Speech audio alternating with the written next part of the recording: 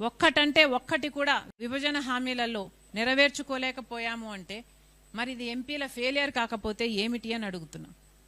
మరొకసారి డిమాండ్ చేస్తుంది Congress party, parliament జరుగుతుంది. ఆంధ్ర రాష్ట్రానికి చెందిన ఎంపీలు లేరని కారు కదా.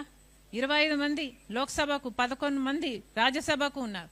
మరి వీళ్ళంతా ఏం చేస్తున్నారు? మన హక్కుల గురించి ఎందుకు మాట్లాడటం లేదు? ఏ పార్టీకి ఆ పార్టీ వాళ్ళ ప్రయోజనాలు చూసుకుంటున్నారు. మరి ప్రజల గురించి ఎవరు మాట్లాడతారు? పార్లమెంటులో కూడా మాట్లాడలేకపోతే మిమ్మల్ని పార్లమెంటేరియన్స్గా ఎందుకు చేసినట్టు?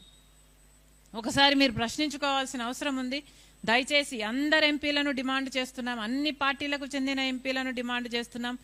ప్రత్యేక హోదాతో సహా విభజన హామీలలో మనకిచ్చిన హామీలు అన్నీ కూడా నెరవేర్చుకోవాల్సిన అవసరం ఉంది.